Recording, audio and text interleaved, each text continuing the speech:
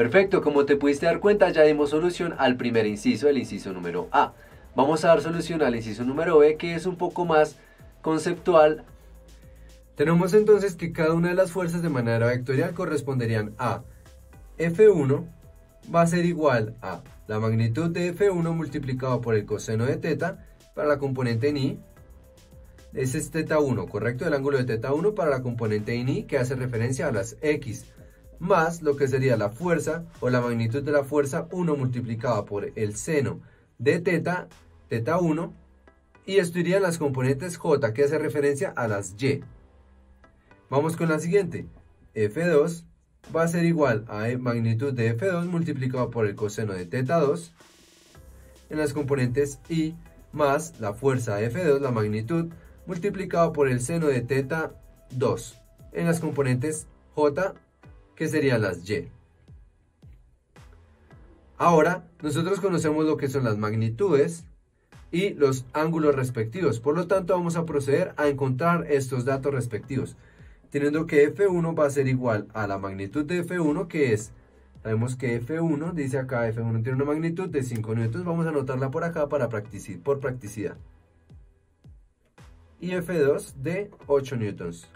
Tenemos entonces que F1 es como 5 newtons, tenemos 5 newtons multiplicado por el coseno de, bueno, en este caso 5 newtons multiplicado por el coseno de teta 1, que son 340 grados, la componente I, más 5 newtons multiplicado por el seno de 340 grados en la componente J. Y tenemos que F2 va a ser igual a la magnitud, que son 8 newtons multiplicado por el coseno de teta 2, que serían 60 grados en la componente I, más 8 newtons por el seno de 60 grados, que es teta 2 en la componente J.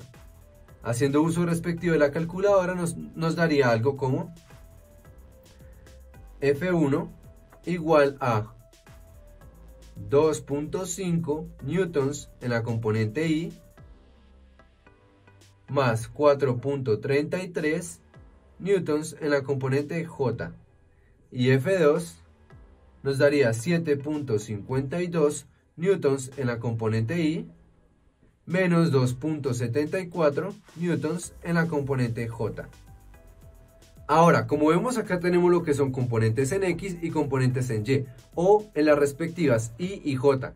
Por lo tanto, vamos a proceder a sumar lo que son las respectivas componentes, teniendo que la fuerza total o resultante va a ser igual a la suma de 2.5 más 7.52, que nos daría 10.02 newtons en la componente I.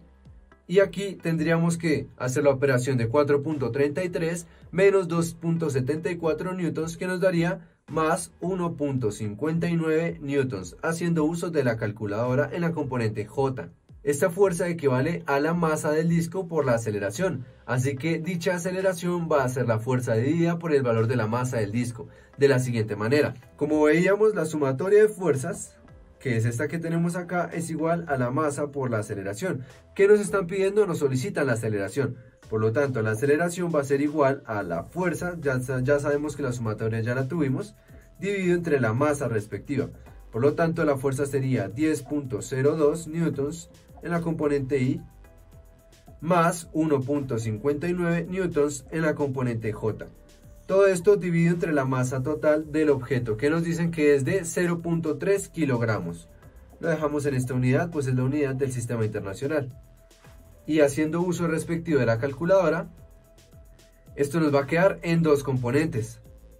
Teniendo entonces que la aceleración es una división de componentes, nos va a quedar que en la componente I nos quedaría como 33.4 metros sobre segundo cuadrado en la componente I, más 5.3 para la componente J, haciendo esta división, metros sobre segundo cuadrado respectivamente.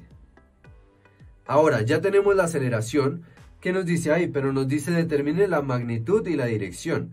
En este caso únicamente tenemos el vector aceleración en componentes. Queremos la magnitud y queremos el ángulo respectivo al cual va esta aceleración. Por lo tanto, vamos a hacer uso de lo siguiente. Sabemos que para encontrar una magnitud es el cambio de coordenadas. Como esto está en coordenadas cartesianas, vamos a convertirlas en coordenadas polares, teniendo así que la magnitud de la aceleración va a ser igual a la raíz de la aceleración en x al cuadrado más la aceleración en y al cuadrado.